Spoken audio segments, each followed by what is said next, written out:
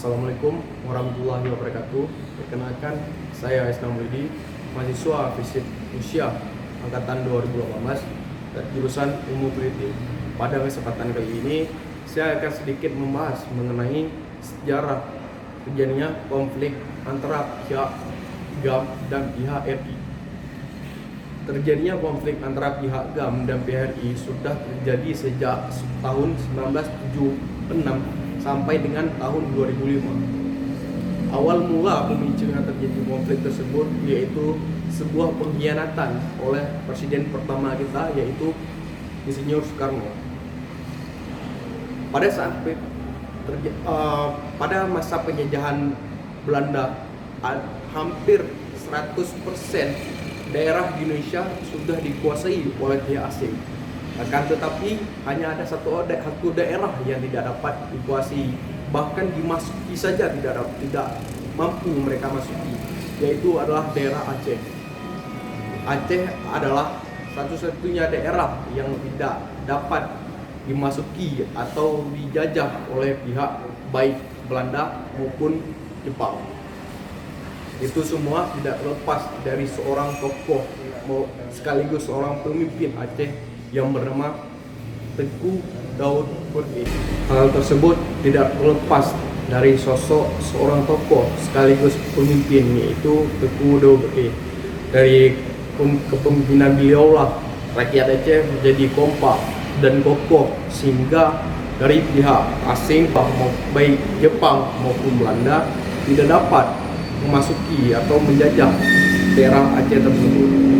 Sampai kabar tersebut bahwa Aceh tidak dapat dikuasai oleh pihak Jepang, berita tersebut sampai ke telinga Soekarno. Tidak lama kemudian Soekarno bertolak ke Aceh atau datang ke Aceh untuk menjumpai Tengku Daud Berke serta rakyat Aceh untuk meminta bantuan.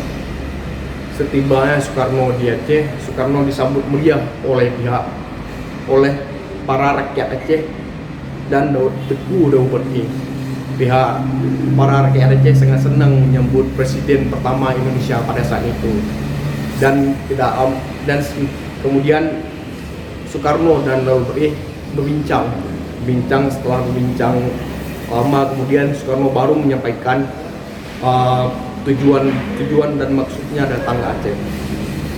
Tujuan dan maksud Soekarno datang ke Aceh yaitu ingin meminta bantuan kepada rakyat Aceh agar turut serta membantu Indonesia melawan pihak Jepang maupun Belanda. Pada saat itu Daud Berke mengiyakan permintaannya tersebut. Akan tetapi Daud Berke meminta dua syarat. Yang pertama yaitu perang tersebut harus diserukan sebagai perang sapi, yang dalam artian agar jika rakyat Aceh membantu Indonesia dan rakyat Aceh mati dalam perang tersebut atau gugur dalam perang tersebut, rakyat Aceh akan mati syahid, akan gugur dalam keadaan syahid.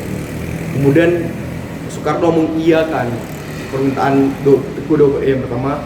Kemudian Tengku Daud Berke meminta permintaan yang kedua, agar setelah terjadinya perang atau setelah merdekanya negara Indonesia, agar pihak pusat memberikan kebebasan kepada pihak Aceh untuk memberlakukan syariat Islam. Kemudian Soekarno pun mengiyakan lagi permintaan Tengku Daud Berke kedua. Kemudian Tengku Daud Berke yang permintaan ketiga, beliau meminta agar perjanjian tersebut ditulis dalam tinta hitam di atas putih, agar perjanjian tersebut sah jika suatu terjadi. Tapi dengan kelihayannya berbicara, Soekarno memohon dan menangis di depan Daud Berke, dan Soekarno berkata, "Wahai Kanda, apakah Kanda tidak percaya kepada saya? Saya betul-betul ingin membantu rakyat, ingin betul-betul meminta bantuan kepada rakyat Aceh.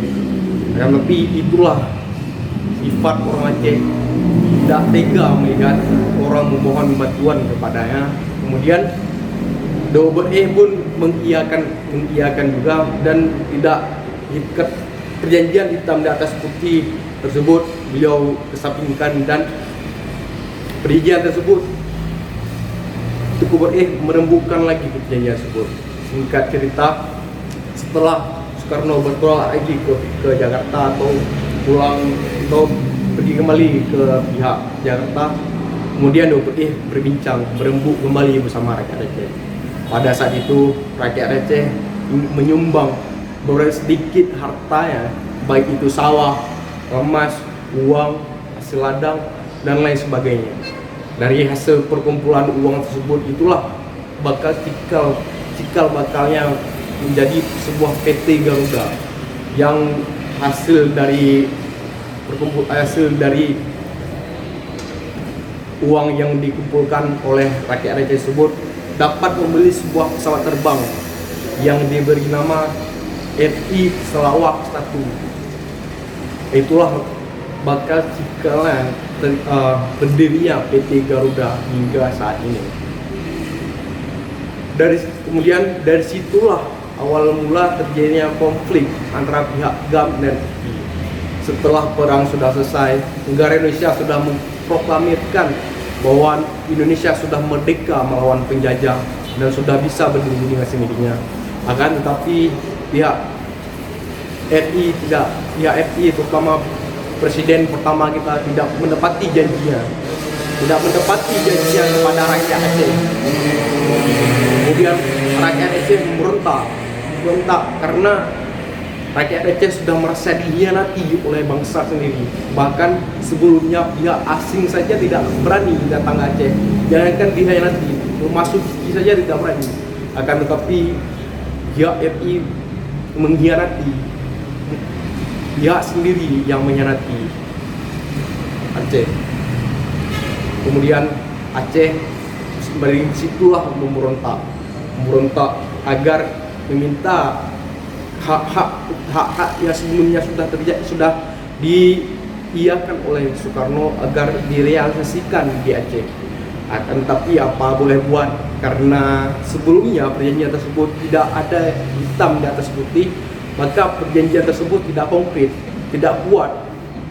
Karena seperti kita ketahui juga, segala bentuk perjanjian ada hitam di atas putih agar perjanjian tersebut legal dan sah jika sewaktu-waktu digugat. Kemudian perang tersebut dimulai dari semenjak itu sampai tahun 2005. Kemudian pada tahun 2005 kemarin, pihak RI dan pihak GAP melakukan referendum. Sebelumnya pihak Aceh meminta referendum ke pihak RI. Tetapi RI tidak setuju bahwa Aceh memisahkan diri dari Indonesia. Karena RI tahu Aceh banyak sekali sumber daya alamnya yang tidak dapat dikelola, tidak dapat diambil alih lagi oleh Indonesia. Oleh karena itu Indonesia tetap mempertahankan Aceh sebagai bagian dari Indonesia.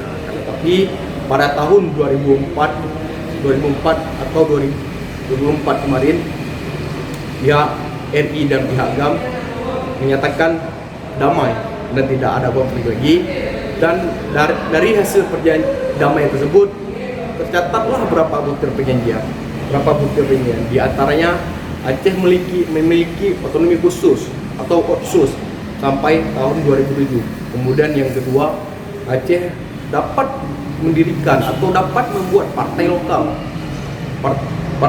selain partai nasional.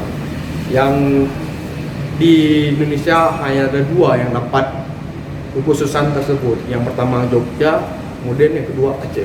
Yang mendapatkan kekhususan tersebut hanya ada dua daerah yang ada di Indonesia, yaitu pertama Aceh, kemudian yang kedua Jogja.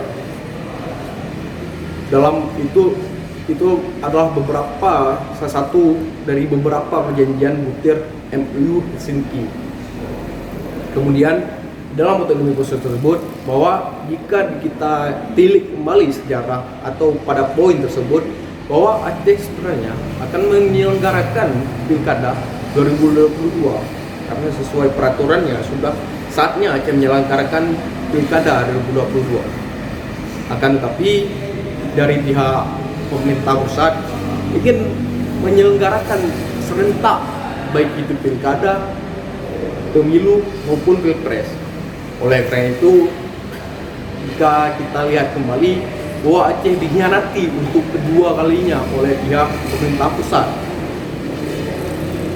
Kalau Aceh kalau Aceh pemilihan pilkada tahun 2004, maka salah satu perjanjian yang tertulis di dalam Otsus tersebut Aceh sudah hilang perlahan. Jadi menurut kesimpulan saya, perlahan Indonesia atau pusat mulai menghilangkan perlahan-lahan butir-butir perjanjian yang ada di perjanjian MOU Helsinki tersebut. Sekian hasil pemaparan saya. Bidang kurang saya mohon maaf. Assalamualaikum warahmatullahi wabarakatuh.